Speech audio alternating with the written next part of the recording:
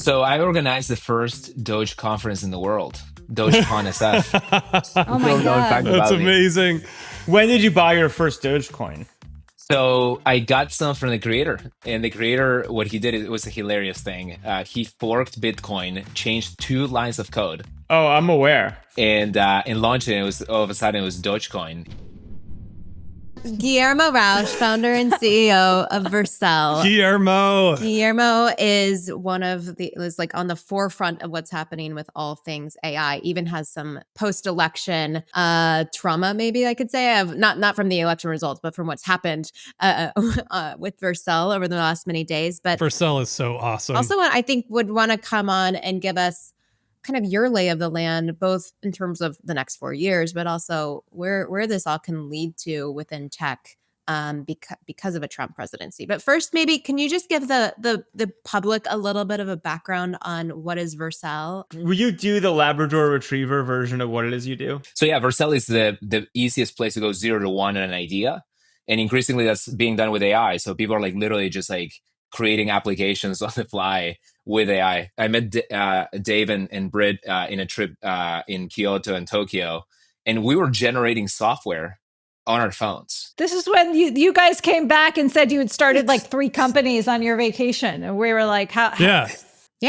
Yes. This is the future, guys. Guillermo and I were walking around Kyoto and we're just making software while we're having a conversation. Yeah. Like it was unbelievable. I want to know, I mean, some of the implications, right? Everyone are talking about, especially around AI, is that it's definitely going to be accelerating now. Like we all know crypto is something that Andreessen and Trump were in cahoots on. Unlike I think a lot of people in Silicon Valley, I try to stay true to my convictions. Unless I have overwhelming evidence to the contrary. I was an early adopter of Bitcoin.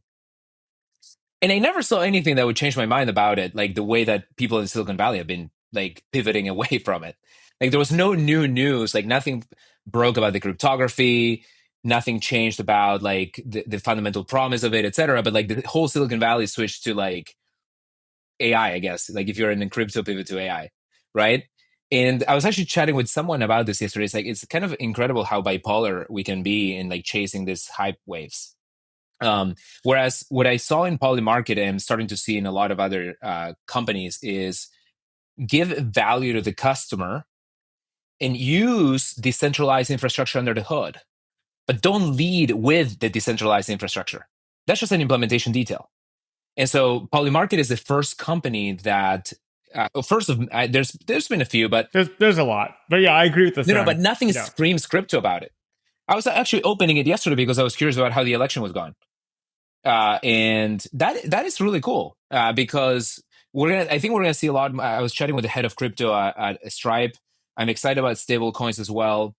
So this is also kind of true to the promise of Vercel. Focus on the front end experience and plug in whatever stuff you want on the back end. In fact, plug in the one that benefits your business the most, whatever is a different payment gateway, whatever is a different content system, database, whatever. We don't care as long as the experience is fast and delightful. So that was one that comes to mind really quickly, but I'll hit you up if I had another one. I applaud you for not actually, I don't think, having AI anywhere on your, no, deploy AI apps in seconds. You almost don't say AI on your homepage because I agree with that the second that this is actually true of most things is whenever people are excited about infrastructure, beware, right? Like infrastructure should disappear. That's the point of infrastructure. And it only gets exciting once it's gone. So you almost don't say AI on your homepage, almost. Yeah, it should be great products. Dave, what's the price of Bitcoin the next time we do this talk? In a week from now. I haven't even looked at it today. I think it's 75 today. 75. What is the price of Doge? I mean, I'm actually shocked, Sam. Who cares?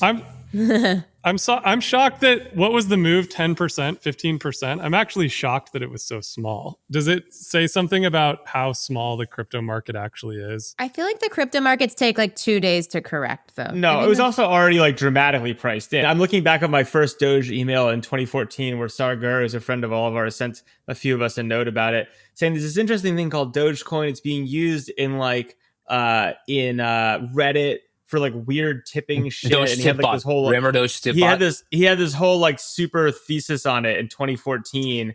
It's a great email. And now it might become the American currency. No, it's kind of a joke. Although I will say it's the only cryptocurrency I've ever lost.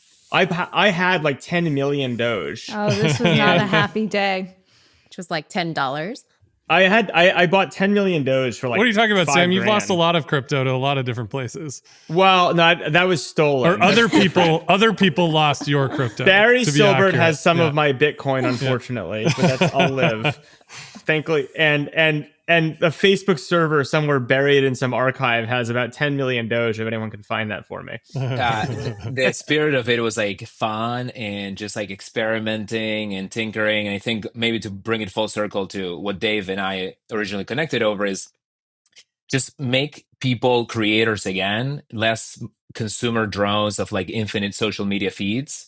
And whether it's launching your own cryptocurrency or creating your website, your publication, or anything more serious, I think it's a worthwhile pursuit.